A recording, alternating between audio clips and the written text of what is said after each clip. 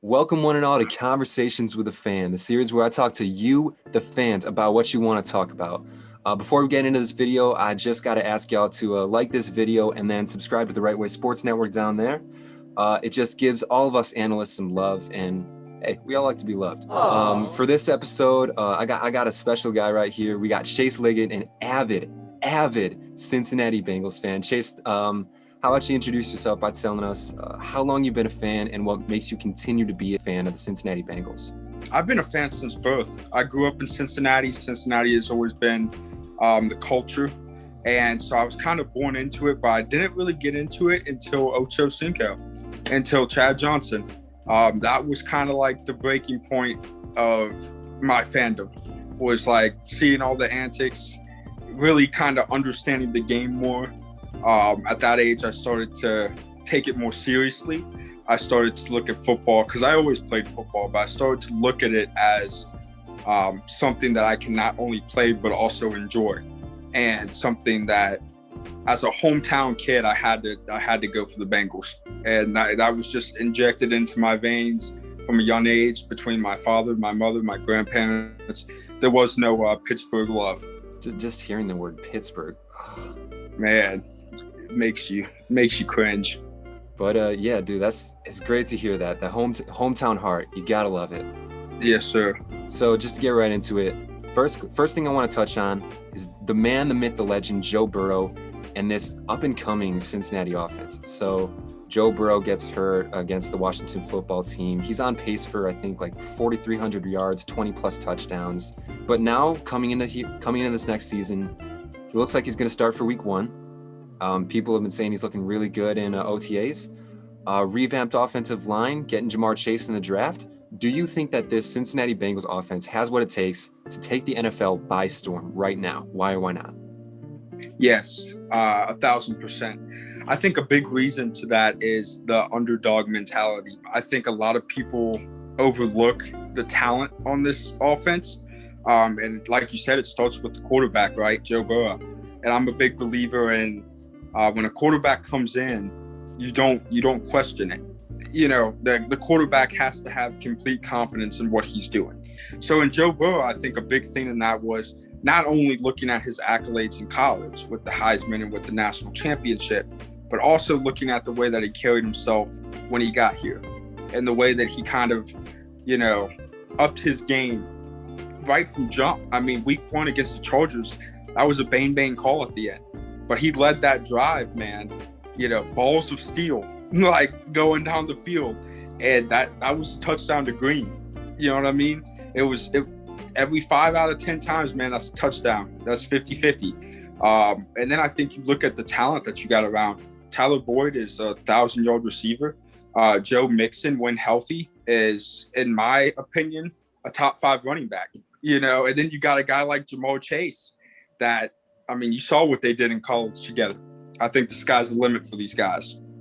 Absolutely. Watching him at the beginning of the season, it was honestly something magical. There was something special about him. I wasn't watching him every week, but you could tell from just highlights that he was the man. There was a lot of games as a fan and as an analyst, because I like to look at myself as both, where it was like the game in Cleveland, week 2, for example. That should not have been a winnable game for the Bengals at all. They ran for over 200 yards on us, and it was just every possession they were walking down the field. That was the Browns' game. And Burrow, every drive, pieced something together to keep them always within a puncher's chance. That is where you really saw Burrow be a gamer. And that's really important in the NFL. You're going to face guys like Tom Brady, Aaron Rodgers, and Patrick Mahomes is starting to come into that kind of ascension, to where it's like they're not just average quarterbacks anymore. You have to be ready for all 4 quarters when you're facing those guys. Just real quick, you mentioned names like Mahomes and Brady that can go all 4 quarters, and you got to account for them all 4 quarters. Do you think Burrow could eventually get into that mix? Yeah. I was confident. From an unbiased perspective, too. A big thing that you look in for quarterbacks is, A, they have to have the physical talent, right? And he has that. He has the physical attributes to be a solid quarterback in the NFL, but it goes deeper than that. I think you have to read into who he is, and he's not, complacent with himself. Even if he isn't the next Tom Brady, right? Which is very possible. Tom Brady is like a once in a, generation type guy. You want him to aspire to that. You want him to rise to that standard and hold himself to a standard of multiple Super Bowls, of leading the organization, of being the model guy for the franchise. I'm gonna say this a lot, but you love to hear it. Just as a fan, not even biased and unbiased, both ways. You said it real well, man. Thank you. So next up on that, you talked about multiple Super Bowls going on in the future. The problem is, though, you're in a really tough division. I mean, yeah. The Steelers and the Ravens have always been right there to compete with you, and now the Browns have this seemingly out of nowhere newfound success, although past couple of years they've kind of seen it, but it's come out of the past 2 years out of nowhere in my mind. So with all these teams, because the Steelers look like they're on a downward slope, but you never know because they're the Steelers, and the Ravens have Lamar Jackson in that tough defense, and the Browns we just talked about. Do you see any way for the Cincinnati Bengals to have success now or in the future? Please explain. And I know you're probably going to say yes. Yes. I know that's not a shocker, but just the facts really quick, right? I mean, the Steelers are always going to be pesky. They're always going to be a pesky team.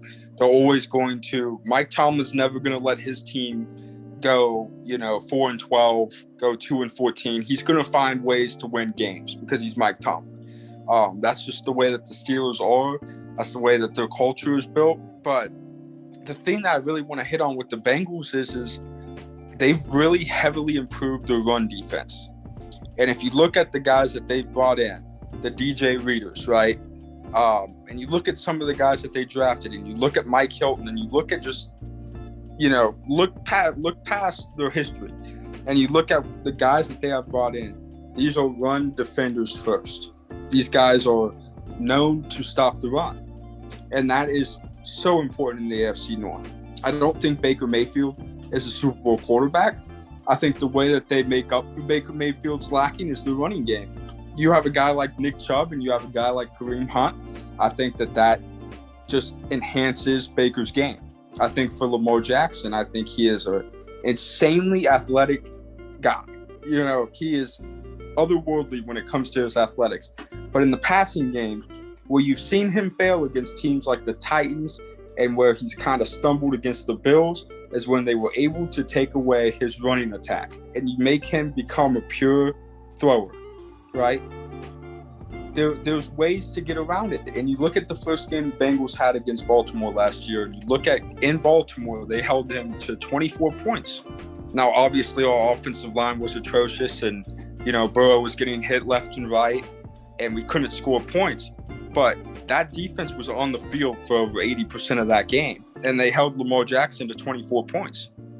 I think that is very a valiant effort by the defense. They had a game plan, and you started to see just little bits and pieces of it come together, and that's scary. I think if the guys that they got, they're a very young team now. If the guys that they got can start to ascend and get better, and you start to see progress, I think the Bengals are going to be just fine. Well, yeah, any given Sunday, you know it as well as I do. Just what can happen and what can transpire just within a week or a couple of weeks. Yeah. I didn't expect the Bengals to beat the Titans last year. I didn't. I went into that game thinking that, our run defense was terrible, and Derrick Henry is that guy. I was like, Burrow's not even going to see the field. But we made some plays. Burrow had that spectacular throw to T. Higgins on the sideline. And I was like, these guys, man, you know what I mean? They got a little bit of swagger to them. They got a little bit of game to them. Yeah, swagger. That's what you love to hear about some players. And speaking of swagger, this past NFL draft got some swaggy guys. Jamar Chase, just right off the bat, he looks like that guy. I'll say that now. But then after that, a lot of offensive and defensive line work between Osai, Jackson Carman, local kid also. What do you think of that draft class, and what do you think that says for this team's future? I think it was sneaky good. I think that's the way I'm gonna label it. I think it was sneaky good. I think a lot of people overlook Coleman. And granted, I mean, he's had some injury history that stunts a lot of guys. That's kind of like, hey, but a lot of people forget, man, he was having foot problems and he locked down Chase Young not even 2 years ago. So you want to talk about a guy who's got it. You know what I mean? Jackson Coleman's got it. And I'm telling you right now, Dabo Swinney, Clemson's head coach, he wouldn't put in a guy to protect the number 1 overall pick if he didn't know he was a dog. And I think that the sneakiest guy that we got was Tyler Shelburne from LSU. That man is built like a man amongst boys, and that translates to the NFL. I like it. I definitely like it, especially when you got like other teams out there just pulling out the big guns, pulling out all these draft picks, And I lived with a Cincinnati Bengals fan 2 years ago, and he was talking to me about how Jackson Carman, while on the outside he looks like this really non-factor type pick, he's worked with guys like Willie Anderson, and he knows what Cincinnati means, and he knows what the tackle position for that team means. Yeah, and I think that's another thing that people aren't taking into account with the kid is this is his home team. It means something more for a kid to come home. I know as a fan that no matter what Jackson Coleman pans out to be, that his stay on the Bengals is going to be his best effort that he's going to put into the NFL. He cares about the city. He cares about the team. He's all about giving back to the city that he's from. Now, not a good transition, but now we're on to some quick fire. These are just going to be short little questions. You don't have to go in depth about them. I just want to know your thoughts about them. First off, AJ Green. The man was there for 10 plus years, I think, or maybe something around there, and he finally left. What's your perspective on AJ Green leaving for the Arizona Cardinals? It was bittersweet, but in that same sentence, going to a team like the Cardinals and knowing that his hero is Larry Fitzgerald, that also kind of numbs the pain a little bit. That also can kind of help give some closure to some fans that he didn't just go to any team. He didn't stay in the AFC North. He didn't, you know what I mean? He went to play with his idol. And that was huge for AJ. And I think that me as a fan, it might be kind of a bad take for me, but I was ready for AJ to go. I prepared myself probably 2-3 seasons ago for AJ to be done. I love the guy. He meant so much to the city and so much to the fan base, but you could tell that he needed a fresh start. As heartfelt as could be right there. I love to hear that. This new coach, not really new. They've been there for a season now, but the coaching regime. I think last year I saw some stuff on Twitter where they were kind of under fire. Ryan Day. I just want to get your thoughts on him as a coach. What do you think about him, especially with him keeping the defensive coordinator? It was like Lou Anarumo. Yeah.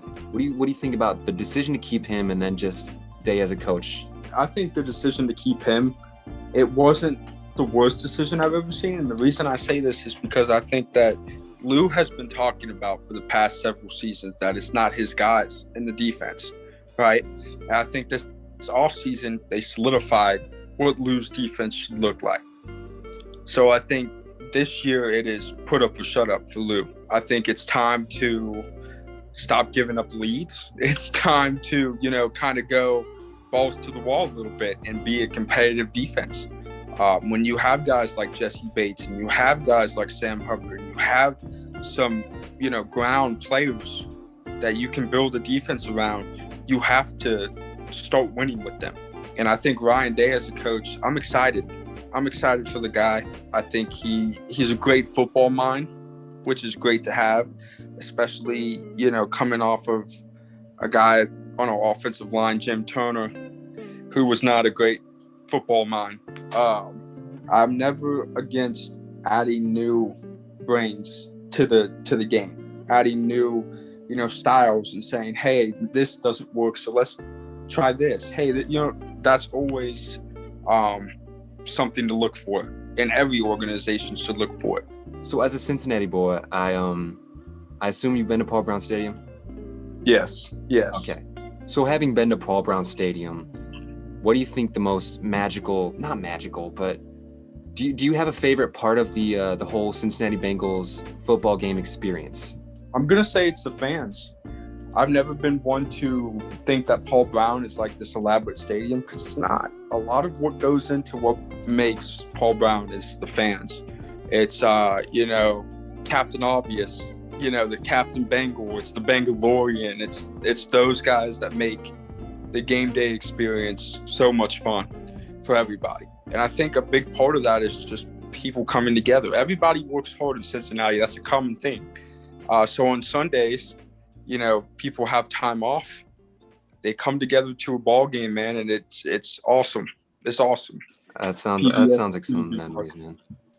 Oh yeah. We're at the end of the episode right now, so that's final 3 questions for you. Number 1, favorite player of all time and why? I'm gonna say Chad Ochocinco. Though it goes back to what I said at the beginning. He made me fall in love with the game. He brought the energy to Paul Brown Stadium. That was really the first time that Paul Brown Stadium had a polarizing figure to where they could root for. So Chad Ochocinco was like the first guy that we were like, well, if he believes that we can do it, you know what I mean? And he's talking about it all the time, then we can do it.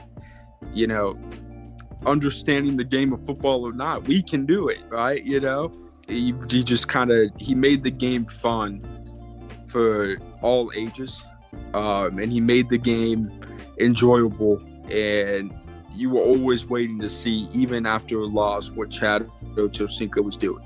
I didn't really watch him when he was in the NFL, but now with him on the I Am Athlete podcast and just him doing his thing, you gotta love the man. You gotta love him. Ocho versus science. I love it. Bro, eating McDonald's before a fight. I can't imagine. All right. Number two. Favorite football memory and why? My favorite football memory was when I was playing Pee Wee football. I went to a Chargers Bengals game. I can't quite remember the year, but I was pretty young. And we got invited down onto the field for like the halftime game. It was the mascots versus the kids. And after the halftime game, I remember the employees of Paul Brown saying like, hey, get off the field, don't interact with the players, none of that, blah, blah, blah, blah, blah, because they were coming out from halftime. They were trying to get focused. And I remember Ray Malaluga stopping me on my way into the tunnel, stopping me. And he's like, get in your stance. And I was like, what do you mean get in my stance? And he's like, get in your stance. And I was like, okay. And I was like, is this man really about to hit me right now? And he's like, said hike, and I go out to block him, and he like falls over and everything, and he's like, oh, good job, blah, blah. So like that was probably the coolest experience I could say at Paul Brown, and as a Bengals fan, was just being recognized by those guys when they didn't have to. Obviously, the staff didn't want them to, but they still did. That was really cool. Oh my God, that sounds like every man's dream, or every kid's dream. Yeah. Oh yeah, it was awesome. The last question, you kind of alluded to it earlier when you talked about Paul Brown Stadium. This Cincinnati Bengals fan, if you had one word, hyphenated or not, I don't care. If there was one word that you had to describe this entire Cincinnati Bengals fandom, how would you describe it and why? Gritty. I think there's been a lot of pain. There's been a lot of ups, a lot of downs. But no matter what, the fan base has stayed completely intact. There hasn't been a Jacksonville Jaguar fall off, right, where they're struggling to get fans into the stadium, so we signed Tim Tebow.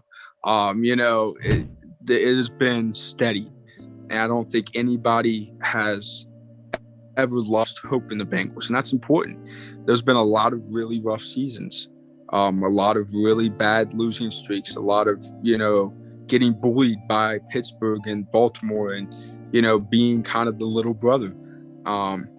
And us fans never look at it that way. I think that's the most important thing is this team and the city reflects, who we are. and that is we're cocky, you know, we can be arrogant, but we're also gritty. We can cheer on our team and also be realistic. And we never lose hope in the guys that we have. Even when we knew Andy Dalton wasn't the answer, every Sunday, we were out there cheering the guy on, just hoping that he would do some kind of magical, we're actually going to win a Monday night football game kind of scenario. It didn't matter. The team always has had our full support. And I think that means a lot. So I'd say grit, man. A lot of the people that have been on here have said loyalty. And, you know, that's one aspect of fandom. But I think that grittiness, I think that only a Cincinnati Bengals fan can say that. And I loved hearing it. But, AFC North football, man. You gotta have it. And on that note, man, it's the end of the conversation. Thank you all for watching to the end of this video. Go follow us on our socials that are going to be down below our boxes over there.